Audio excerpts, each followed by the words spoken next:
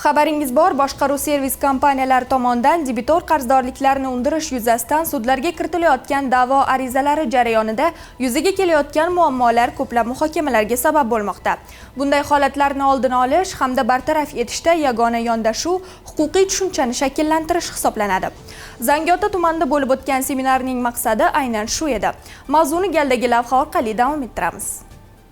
Toshkent viloyati Zangiota tumanida viloyat prokuraturasi tashabbusi bilan boshqaruv servis kompaniyalari rahbarlari ishtirokida tashkil etilgan o'quv seminarida Toshkent va Zangiota tumanidan tegishli mas'ullar, sudyalar, tumanlararo xo'jalik sudlari vakillari, shuningdek hududiy nazorat qilish inspeksiyasi xodimlari qatnashdi. Uchrashuv davomida ariza kiritishda adolat elektron bazasidan foydalanish tartibi, sudlar tomonidan arizalarni qaytarish holatlari va bunga sabab bo'layotgan omillar tahlil qilindi. Mutasaddi tashkilotlar vakillari tomonidan mazkur masalalarni bartaraf etish yuzasidan fikr almashildi, tavsiyalar berildi.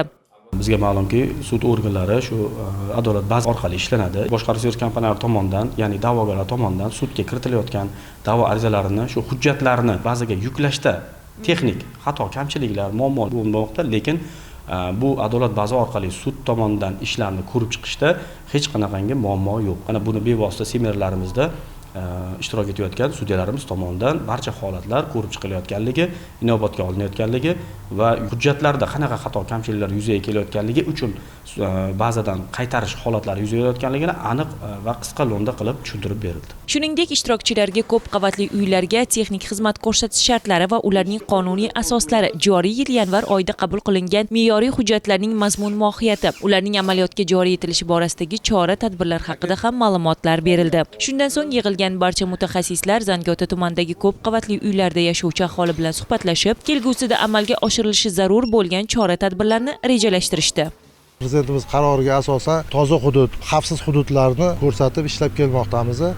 Bu nimani beradi? Bizga o'sha xavfsiz hudud deganda yo'laklar, kameralar, o'shalarni ko'rib har bitta boshqaruv servis kompaniyasiga yo'nalish berib ko'rsatib ketmoqdamiz. Aholi bilan birga ishlaganda noqonuniy qurilmalarni bartaraf qilish yuzasidan inspeksiya majburiy ko'rsatma aholiga berib kelmoqda. Aholini o'ziga ham birinchi navbatda sizga bardoshliligini, ikkinchi navbatda o'sha aholiga noqulayliklarni bartaraf qilish imkoniyatini yaratadi. Tadbir yakunida qatnashchilar bu kabi uchrashuvlar boshqaruv kompaniyalari faoliyatini tartibga solish, qonuniylikni ta'minlash va fuqarolarning manfaatlarini himoya qilishda muhim ahamiyat kasb etishini ta'kidladilar.